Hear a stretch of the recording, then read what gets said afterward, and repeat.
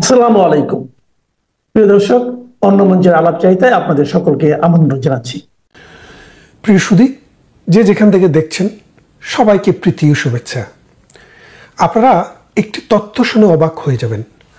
বাংলাদেশে বর্তমানে 4,000 পাকিস্তানি সৈনিক নানান প্রান্তে ঘুরে বেড়াচ্ছে। এই 4,000 সৈনিক বাংলাদেশে আসলো কি করে?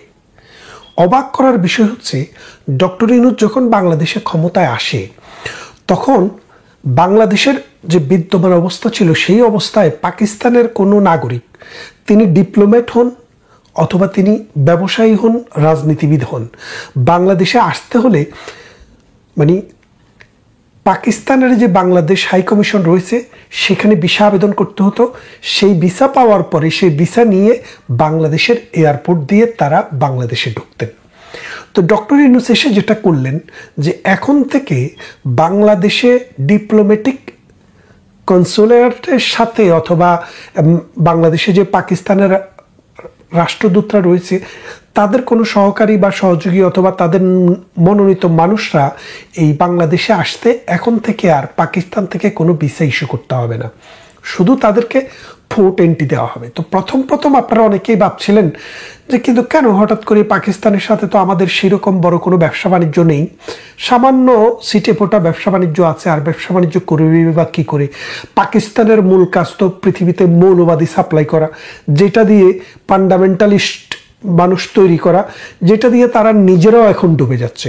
সেই পাকিস্তানের সাথে এরকম চুক্তি হলো কেন? পরবর্তীতে আমরা যেটা খবর পেলাম, বাংলাদেশ যে ইমিগ্রেশন ক্রসিংয়ের হার কি পরিমাণে, ইমিগ্রেশন অথরিটি বাংলাদেশ পাকিস্তানের রাষ্ট্রদূতের লোকদেরকে ভিসা দিতে হলো। এই 4,000 মানুষ বিভিন্ন সময়ে গত 1 বছরে বাংলাদেশের বিভিন্ন অঞ্চল দিয়ে, বিভিন্ন পোর্ট দিয়ে, বিশেষ করে পোর্ট দিয়ে বাংলাদেশে এসছে। চিটাগং আন্তর্জাতিক বিমানবন্দর এবং ঢাকা, সিলেট, এই 3টি বিমানবন্দর ব্যবহার করে তারা বাংলাদেশে এসছে।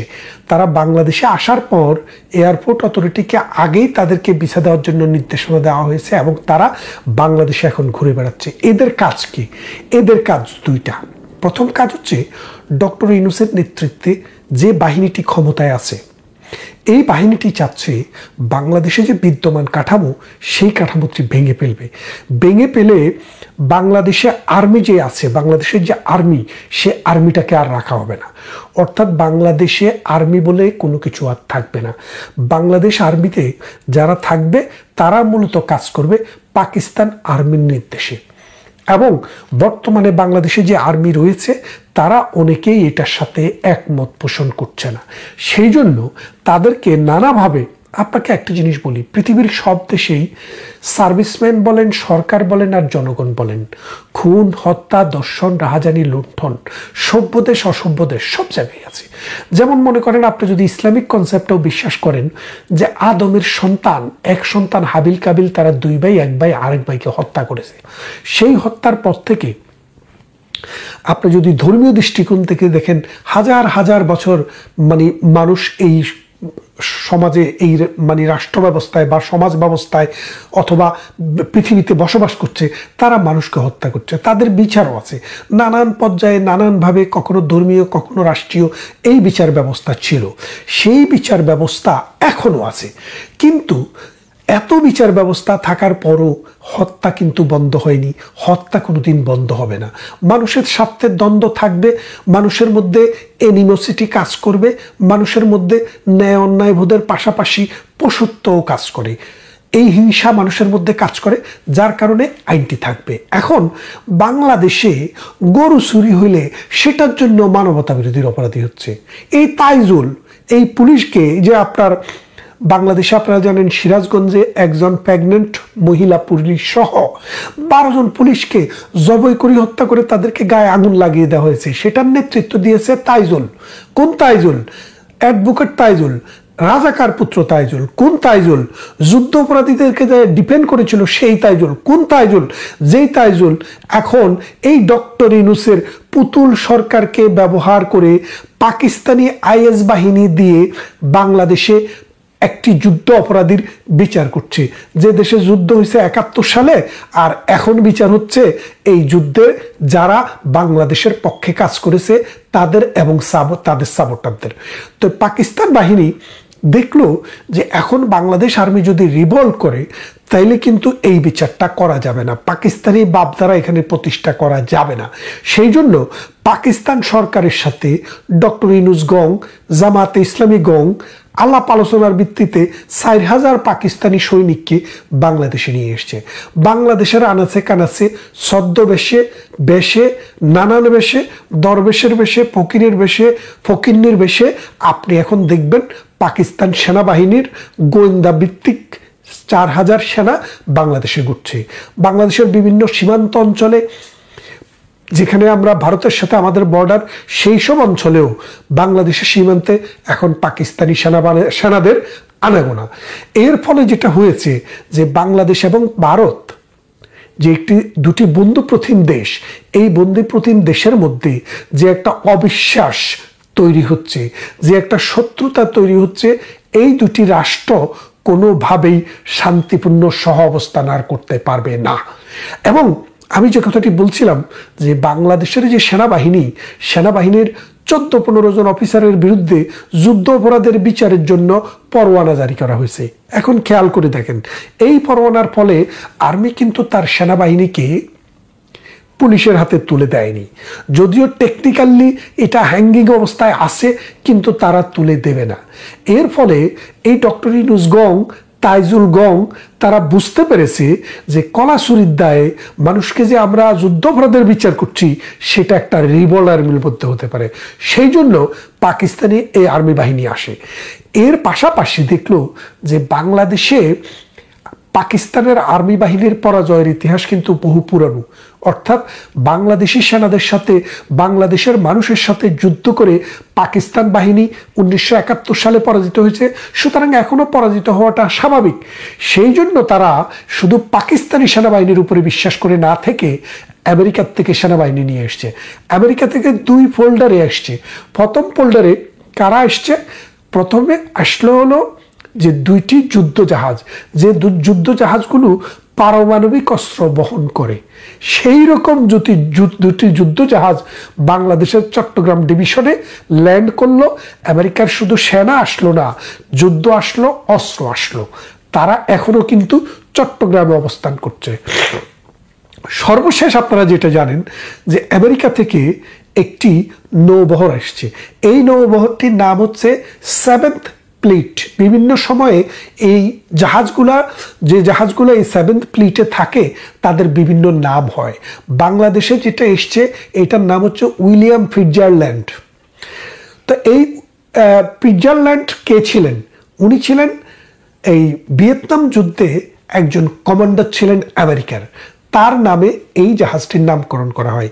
এই সত্য নৌবহর এখন চট্টগ্রামে গভীর সমুদ্রে নোঙ্গর করা। তাহলে চিন্তা করেন, স্থলযুদ্ধ করার জন্য, আকাশ যুদ্ধ করার জন্য সেনাবাহিনী মজুদ, যুদ্ধের বোমারু বিমান মজুদ, আর চট্টগ্রামের আমাদের যে সমুদ্র বন্দর, আমার যে সমুদ্র সীমা, সেই সমুদ্র সীমায় সত্য নৌবহর। বিশ্বাস করেন 1971 সালে মহান মুক্তিযুদ্ধের সময়ে পাকিস্তান আমেরিকার সাথে একটি সমঝোতা করে আমেরিকা থেকে এই নৌবহরটিকে বাংলাদেশে এনে, কক্সবাজারে এনে যে পাকিস্তানি বাহিনীর সহযোগী হিসেবে যুদ্ধ করার জন্য চেষ্টা করেছিল, এবং আমেরিকা এগ্রি করে এটাকে পাঠিয়েছিল বাংলাদেশে।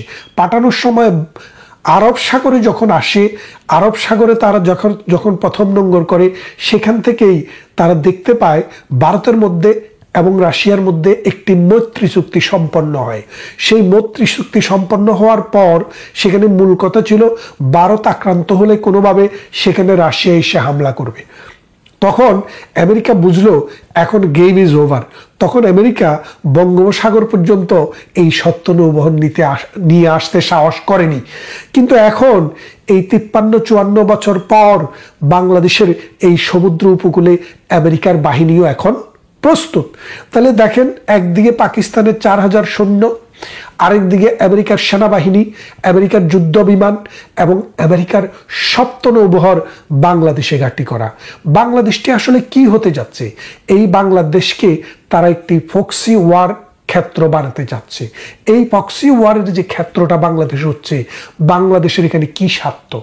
মূলত আমেরিকান বাহিনী প্রধানত সাহায্য করবে মিয়ানমারের রাখাইন প্রদেশে যে বিদ্রোহী গোষ্ঠী আছে, এই বিদ্রোহী গোষ্ঠীকে অস্ত্র দেবে আর সেই অস্ত্র দিয়ে বার্মাকে পরাজিত করবে।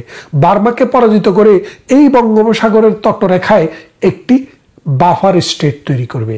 সেই বাফার স্টেটটি হবে আমেরিকার দক্ষিণ পূর্ব এশিয়াকে কন্ট্রোলে রাখার, দক্ষিণ পূর্ব এশিয়াকে প্রেসারে রাখার একটি লঞ্চিং প্যাড। আর সেই কাজটি এই বাংলাদেশে বসেই করবে।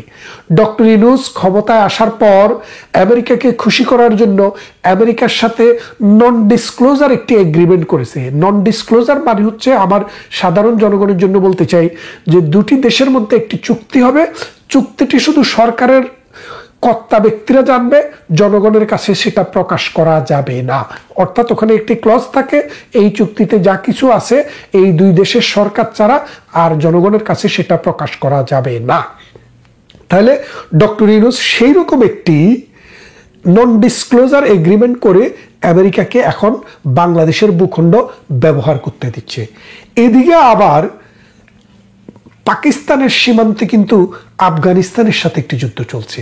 এই যুদ্ধটি মোটামুটি আফগানিস্তানের কাবুলে, পাকিস্তানের ইসলামাবাদে অলরেডি কাউন্টার অ্যাটাক হয়েছে দুই দেশে। প্রথমে পাকিস্তান অ্যাটাক করেছে, পরবর্তীতে আফগানিস্তানও অ্যাটাক করেছে। পাকিস্তানের 58 জন সৈনিক মারা গেছে। কাবুলে কি পরিমাণ মানুষ বা সৈনিক মারা গেছে সে তার সঠিক তথ্য পাওয়া যায় নাই, যেহেতু এই মৌলবাদী রাষ্ট্রটি, এই বর্বর রাষ্ট্রটি, এই আয়ামি জাহেলিয়াতি রাষ্ট্রটি বিদেশি কোনো সাংবাদিককে প্রবেশ অধিকার দেয় না এবং সংবাদপত্রের স্বাধীনতা সেখানে নাই, যার কারণে সেটি আমরা সঠিকভাবে জানতে পারিনি। কিন্তু এখন এই পাকিস্তান এবং আফগানিস্তানের সাথে যুদ্ধ হচ্ছে। ভবিষ্যতে এই বাংলাদেশ ব্যবহৃত হবে, এখান থেকে রিক্রুট করা হবে আফগান যোদ্ধাদের জন্য জঙ্গি। অলরেডি আফগানিস্তানে 2 জন জঙ্গি ধরা পড়েছে এবং 1 জন মারাও গিয়েছে, আপনারা শুনেছেন। এই জঙ্গি উৎপাদন বাংলাদেশে যেন করা যায় সেই ব্যবস্থা হচ্ছে এবং বাংলাদেশের মাটিটিকে যেন দীর্ঘস্থায়ী একটি যুদ্ধের ক্ষেত্র বানানো যায়, আমেরিকা যাতে এসে এই দেশটি দখল করে নিয়ে যেতে পারে, সেই ব্যবস্থা ডক্টর ইউনূস এবং খালিদ রিয়াজরা করে দিয়েছেন। এখন ভারতের জন্য বাংলাদেশ একটি গলার কাটায় পরিণত হয়েছে। ভারত এখন কি করবে?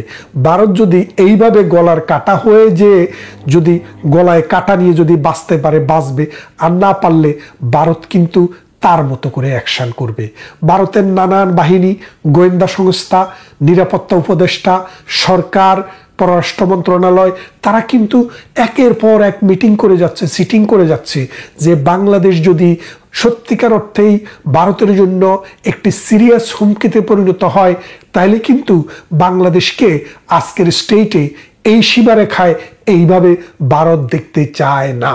তাহলে আগামীর বাংলাদেশ, এই যুদ্ধক্ষেত্র বাংলাদেশ কি হতে যাচ্ছে অপেক্ষা করুন, খুব শীঘ্রই আপনারা দেখতে পাবেন। বোট নাম শুনছেন তো? বোট কিছুই বাংলাদেশে হবে না। বাংলাদেশে রক্তের হোলি খেলা হবে এবং বিদেশি সৈনিকেরা এই বাংলাদেশকে নিজেদের সাথে ব্যাটেল গ্রাউন্ড বানাবে, আর আমার জনগণ না খেয়ে অনাহারে অদ্যহারে মরবে, অর্থনীতি ডুবে যাবে, রাজনীতি চিরবিদায় হয়ে যাবে। ডক্টর ইউনূসের মতো টাউটরা এই দেশের যখন দায়িত্ব নিয়েছে, তখন জনগণকে এই পরিণতি ভোগ করা ছাড়া আর কোনো কিছু আছে বলে আমরা মনে করি না। এনসিপি ছাড়ায় জুলাই সনদ স্বাক্ষর হয়ে গেল। এনসিপিকে একটি অবাস্তব পরামর্শ, নানা জল্পনা কল্পনা শেষে অবশেষে স্বাক্ষর হলো জুলাই সনদ। জুলাই অভ্যুত্থানের সাথে সংশ্লিষ্ট সব রাজনৈতিক শক্তির ঐক্যমত্যের ভিত্তিতে এই সনদ স্বাক্ষর করার কথা বলা হলেও এতে অংশ নেয়নি জুলাই আন্দোলনের সামনের সারির প্রধান অংশ আজকের জাতীয় নাগরিক পার্টি বা এনসিপি। আন্দোলনকালে যারা সমন্বয়ক হিসেবে পরিচিত ছিলেন, তাদের দিয়ে গড়ে উঠেছে এনসিপি।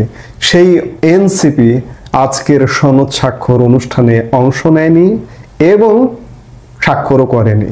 কমিউনিস্ট পার্টি, বাসদ সহ 4টি বামপন্থী দলও অংশ নেয়নি সনদ স্বাক্ষরের এই অনুষ্ঠানে। তবে বিএনপি, জামাত ইসলামী সহ 25টি দলের নেতারা অনুষ্ঠানে অংশ নিয়ে জুলাই সনদে স্বাক্ষর করেছেন। মত পথের পার্থক্য সত্ত্বেও রাজনৈতিক দলগুলো একে এগিয়ে নিয়ে যাবে বলে আশা প্রকাশ করেছেন ঐকমত্য কমিশনের সহসভাপতি আলী রিয়াজ।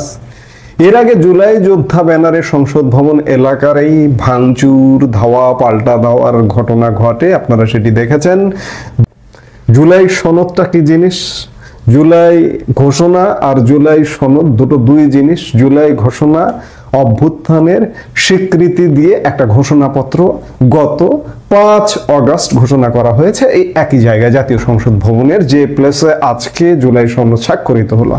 আর জুলাই সনদটা হচ্ছে আমাদের আইনের সংস্কার, আমাদের সংবিধানের সংস্কার প্রস্তাব, এবং এখানে মোটামুটি প্রায় 84টি সংস্কার প্রস্তাব আনা হয়েছে। এবং এই সনদটির আইনি ভিত্তি কি হবে এটি নিয়ে এনসিপির বড় প্রশ্ন, এবং এই কারণেই এনসিপি এই অনুষ্ঠানে অংশগ্রহণ করেনি এবং স্বাক্ষর করেনি। এটি মোদ্দা কথা, এক কথায় যদি বলি, এটি আগামী সংসদের আগে কোনো আইনি ভিত্তি নাই। ধরে নিতে পারেন যে এটির আইনি ভিত্তি আদেও আগামী সংসদ পরেও যে বা যারা ক্ষমতায় যাবে, এনসিপি যদি ক্ষমতায় না যায়, তাহলে এটির আইনি ভিত্তির কোনো নিশ্চয়তা নেই। সেই অনিশ্চয়তার জায়গা থেকে আজকে এনসিপি স্বাক্ষর অনুষ্ঠানে অংশগ্রহণ করেনি। একটা কথা পরিষ্কার, বেশ কিছুদিন যাবত রাজনীতিতে আলাপ আছে, আলোচনা আছে যে যাদের ঘাড়ে পা দিয়ে আজকে উপদেষ্টা পরিষদ এবং রাজনৈতিক দলগুলো, এনসিপির বাইরে যে রাজনৈতিক দলগুলো খেলছে, তারা এক প্রকার এনসিপিকে এক্সাইট করে দিয়েছে, একঘরে করে দিয়েছে। যদিও কথিত আছে যে এনসিপি জামাত শিবিরেরই একটা পার্ট, কিন্তু অবস্থা দৃষ্টে দেখা যাচ্ছে যে এনসিপি হতে পারে জামাত শিবিরের, জামাতের ব্রেন চাইল্ড প্রোডাক্ট, কিন্তু তাদের দিয়ে কাজ সেরে নিয়ে তাদেরকে এখন সাইড লাইনে পাঠিয়ে দেওয়া হয়েছে। এবং এই সাইড লাইনে পাঠিয়ে দেবার কারণে এনসিপির কপালে আজকে চিন্তার ভাঁজ। তারা কি আসলে বাঁচতে পারবে? এই যে গত বছর জুলাই অগাস্টে সহিংসতা আন্দোলন বলুন আর সহিংসতা বলুন, যেটি হোক না কেন, এখানে সহিংসতার কর্মকাণ্ড ঘটেছে, এখানে মানুষ হত্যা হয়েছে, পুলিশ হত্যা হয়েছে, প্রতিষ্ঠান ধ্বংস করা হয়েছে, পুড়িয়ে দেওয়া হয়েছে। এর প্রধান যদি দায়ে কাউকে দায়ী করা হয়, তাহলে যেহেতু এনসিপির ব্যানারে এটি সংগঠিত হয়েছে, তাহলে এনসিপি আসবে। তাহলে এনসিপির তো সুরক্ষার প্রয়োজন। এই যে জুলাই সনদ যে স্বাক্ষরিত হলো, এর যেহেতু আইনি ভিত্তি নেই, এর কোনো সুরক্ষা নেই। এনসিপির সুরক্ষার আজ পর্যন্ত কোনো গ্যারান্টি পায়নি। আমাদের সংবিধানের মতো একটা সুরক্ষিত ব্যবস্থাও কিন্তু বিগত সময়ে যারা ছিল, আওয়ামী লীগ সরকার, এই সংবিধানকে ভেঙে চুরমার করে দিয়ে তাদের বিচার করা হচ্ছে। কাজে এই জুলাই সনদ বলুন, জুলাই ঘোষণা বলুন, এগুলোর যেহেতু আইনি ভিত্তি নেই, এগুলো কি টিকবে? এই যে গত 15 মাস যাবত যে কর্মকাণ্ডগুলো করা হচ্ছে, সেই কর্মকাণ্ডগুলোকে রাষ্ট্রদ্রোহিতার শামিল নয়। কাজে আজকে এনসিপি রাষ্ট্রদ্রোহিতার কাজ করেছে। এই মুহূর্তে বাংলাদেশে বিদ্যমান রাজনৈতিক দলগুলো রাষ্ট্রদ্রোহিতার কাজ করছে, এবং সরকারে যারা আছে তারা করছে। রাজনৈতিক দলগুলো এই অর্থে করছে যে সরকারকে যেহেতু সমর্থন দিচ্ছে, সমর্থক হিসেবে, সহযোগী হিসেবে সংবিধান ভঙ্গ করবার কাজ করছে একটার পর একটা। এমনকি এই সরকারটি নিয়ে প্রশ্ন আছে, তো এটি সংবিধানের আলোকে হয়েছে কিনা, এবং সংবিধানের আলোকে হয়েও এটির কার্য পরিধি এত বিস্তৃত হতে পারে কিনা এই প্রশ্নের মধ্যে বিস্তৃত হয়ে যাচ্ছে। তারা যা খুশি তাই করছে রাজনৈতিক দলগুলোর সমর্থনে। তাহলে রাজনৈতিক দলগুলোর দায়। এখন প্রশ্ন হচ্ছে যে এনসিপি একটা মধ্য অবস্থায় পড়ে গেছে। না পারছে, এদের সাথে এরা আখের গোছাচ্ছে, এরা অপকর্ম করছে এবং অন্তর্বর্তীকালীন সরকারের লোকজন রাজনৈতিক দলগুলোর সাথে, বিএনপি জামাতের সাথে আতাত করছে, সেফ এক্সিট খুঁজছে, এনসিপির নেতারা বলছেন। কিন্তু আপনারা সবকিছু বলছেন, সবকিছু বুঝতে পারছেন, আপনারা কি করবেন? আপনাদের করণীয় কি? আমি এর আগের একটি কন্টেন্টে এর আগে বলেছিলাম যে আপনাদের একটাই করণীয় আছে, যে বাংলাদেশটা বেঁচে যায়, আপনারাও বেঁচে যান। আপনারা ক্ষমা প্রার্থনা করে, মার্জনা প্রার্থনা করে আওয়ামী লীগের সাথে মিলে যান, আওয়ামী লীগের সাথে আতাত করুন। করে এই যে গত 15 মাস যাবত আপনাদেরকে ব্যবহার করে রাজনৈতিক দল করা থেকে শুরু করে রাষ্ট্রের বিভিন্ন ধ্বংসযজ্ঞ যে চালাচ্ছে, তাদেরকে ধরতে হলে এদেরকে দিয়ে আপনারা ধরতে পারবেন না। আজকের যারা উপদেষ্টা পরিষদে আছে, আজকের যারা রাজনৈতিক দলে আছে, তাদেরকে দিয়ে পারবেন না। ধরবার একমাত্র পন্থা হচ্ছে আওয়ামী লীগকে ফিরিয়ে আনতে হবে। গত একটা বছর 15 মাস যাবত আপনারা দেখেছেন কি হলো দেশে, কি সংস্কার হলো, কি মানুষের ভাগ্যের পরিবর্তন হলো। কিচ্ছু হয়নি। এই কিচ্ছু হয়নি, এই চিন্তাটা একটু করুন। এই চিন্তা করে আপনারা যদি এই যে কাজের চেয়ে অকাজ হয়েছে, অপকর্ম হয়েছে, এই অপকর্মের যদি বিচার চান, দেশটাকে যদি বাঁচাতে চান, আপনারা যদি বাঁচতে চান, তাহলে আমাদের বিদ্যমান পুরনো ব্যবস্থাকে হাজির করতেই হবে। একমাত্র উপায় আছে আপনাদের ওই ব্যবস্থাকে হাজির করা, আওয়ামী লীগকে হাজির করা। ওরে বাংলাদেশের জনগণ যদি মনে করে যে তাদেরকে ক্ষমতায় দেবে, ক্ষমতায় যাবে। ক্ষমতায় তারা গেলেই শুধুমাত্র এদের আজকের অপকর্মর হোতাদের আপনারা বিচার করতে পারেন এবং আপনারা বেঁচে যেতে পারেন। Option clear. ভাবুন, চিন্তা করুন এবং ক্লিয়ার কাট অপশনটা গ্রহণ করবেন কিনা সেই ভাবনাটা ভাবুন, নইলে আপনারাও বাঁচতে পারবেন না।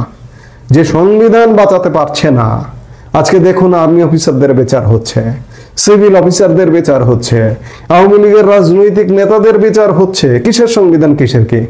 কোনো সংবিধান কোনো কিছু কাজ করছে না।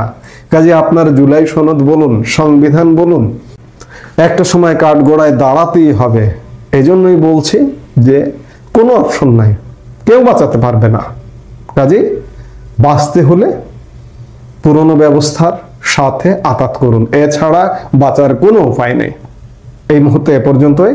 সবাই ভালো থাকুন, সুস্থ থাকুন। যে গ্রামীণ স্থাপনা বা গ্রামীণ ব্যাংক বা গ্রামীণ ফোন নামে কিছু থাকবে কিনা, আপনাদের কি মনে হয়? সারা পৃথিবীর যে জায়গায় এই ছাত্রীগুলো যাচ্ছে, সেখানেই দৌড়ানি খাচ্ছে, সেখানেই থাপ্পড় খাচ্ছে। এখন শুধু বাকি বাংলাদেশের চতুর্দিক থেকে একসাথে ধরে এদেরকে বঙ্গোপসাগরে ফেলে দেওয়া। তাই তারা উঠে পড়ে লেগেছে পাকিস্তানের সাথে বুকে বুক মিলাতে। আপনারা জানেন সম্ভবত আগামী মাসের প্রথমই সপ্তাহে এই ছাত্রীগুলো সব চায়না যাচ্ছে এটা কিছু করতে। আবার অনেকেই ভিসা পাসপোর্ট করে রেখে দিয়েছে যে কোনো মুহূর্তে পালিয়ে যাওয়ার জন্য। তো আপনারা সবাই দেখেছেন যে গ্রামীণ টাওয়ার আছে বাংলাদেশের বিভিন্ন বিল্ডিং এ, বিভিন্ন জায়গায় গ্রামীণের টাওয়ার গুলো আছে, এগুলো ভেঙে ফেলা খুব সহজ। গ্রামীণ ব্যাংক হয়তো এই মুহূর্তে হাত দেওয়া যাবে না, তবে অদূর ভবিষ্যতে গ্রামীণ ব্যাংকের প্রতিটা ফ্লোর, প্রতিটা ইট খুলে নিয়ে যাওয়া হবে। গ্রামীণের যত প্রতিষ্ঠান আছে, ইউনুস চাচার বাড়ি পর্যন্ত বাংলাদেশে রাখা যাবে না। এগুলো সব 32 নাম্বার যেভাবে বুলডোজার দিয়ে ভাঙা হয়েছে, এগুলো সব প্রতিষ্ঠান বুলডোজার দিয়ে ভাঙিয়ে দেওয়া হবে। এখন আমি আমার ছাত্রলীগ, যুবলীগ বা আওয়ামী পরিবারের ভাইদেরকে বলবো, আপনারা যে যেখানেই পালিয়ে আছেন বা যে যেখানেই আছেন না কেন, একটা জিনিস শুধু একটু মাথায় রাখেন, যে এই যে গ্রামীণ টাওয়ার গুলো ভাঙে কিন্তু খুবই সোজা। এগুলোর জন্য 1000 ঘনফুট মিছিলের প্রয়োজন হয় না। দুই একটা রড দিয়ে বাড়ি দিলে গ্রামীণ টাওয়ার গুলা ভেঙে ফেলা যায়। বাংলাদেশের বিভিন্ন জায়গায় আনাচে কানাচে গ্রামীণ টাওয়ার আছে। শুরু করেন আজকে থেকে ভাঙা গ্রামীণ টাওয়ার। কারণ একটা জিনিস কি জানেন, যখন আপনি কারো পেটে লাথি মারবেন তখন তার যায় মাথা নইরা ওঠে। কারণ হচ্ছে আপনি যখন পেটে লাথি মারবেন তার খাওয়া দাওয়া বন্ধ। সুতরাং এই গ্রামীণের স্থাপনায় যখনই আপনি আস্তে ধীরে আক্রমণ শুরু করবেন, তখনই এই গ্রামীণ আলাদের মাথা নড়তে থাকবে। এই যে সমন্বয়কদের একটা দুটা করে, যেমন বিদেশে যারা আমরা দৌড়ানি দিচ্ছি এদেরকে, তারা কিন্তু না খাইয়া না দেয় দৌড়ানি দিচ্ছি, আমরা কিন্তু গত 16 বছরে কিছুই খাইনি। তা আপনারা যারা দেশে আছেন, যারা বুক ফুলে হাঁটছেন, তারা কেন দুই একটা ছোটখাটো সমন্বয় হইল ধোলাই করতে পারতেছেন না? আপনারা দুই একটার ধোলাই করেন, দুই একটার পাছায় অ্যান্টিক্যাটার চালান, দেখেন না কি হয়। গত 1 বছর আমাদের মিছিল বাড়িতে 8 জন 10 জন 15 জন বা 20 জন নিয়ে, আর গত সপ্তাহে একবারে 150 জন লোকের মিছিল। তবে যতটুকু ওই মিছিলে শুনতে পারলাম যে এরা 25 থেকে 30 জন ছিল, কিন্তু সাধারণ পাবলিক নেমেছে। এটা হচ্ছে সাহসের ব্যাপার। আপনার সাহস করে একবার যদি মিছিলে নাইমা যান, দেখবেন যে আপনার পিছনে হাজারো জনতা এমনি জোট হয়ে যাবে। সুতরাং এখন আপনাদের একটা টার্গেট থাকা উচিত যে গ্রামীণ স্থাপনাগুলা, এই গ্রামীণের ডাক্তার ইউনূসের কোনো স্থাপনা যাতে না থাকে, সব নিশ্চিহ্ন করে দিতে হবে। সুতরাং শুরু হোক ছোট থেকে, গ্রামীণের সমস্ত টাওয়ার গুলা ভাঙা দিয়ে শুরু হোক, ছোটখাটো করে হোক। বিভিন্ন টাওয়ার বিভিন্ন জায়গায় আছে, এগুলো ভাঙা খুব সোজা। চোরাইয়ারা যেখানে আপনি ওই যে দেখছেন ওই যে সেতু উদ্বোধন করছে, সেখানে তার চুরি হয়ে গেছে, আজকে লাইট পোস্টও চুরি হয়ে গেছে। তাহলে গ্রামীণের টাওয়ারের এগুলো ভাঙা যায় না কেন? রড দিয়া বাড়ি দিলেই ভাঙা যায় ভাই, এটা প্লাস্টিক, ওগুলো ভাঙা যায়, ভালোভাবে মারলেই ভেঙে যায়। সুতরাং আজকে থেকে গ্রামীণ নিয়ে শুরু করেন, গ্রামীণ নিয়ে চিন্তা করেন। ধন্যবাদ। জয় বাংলা।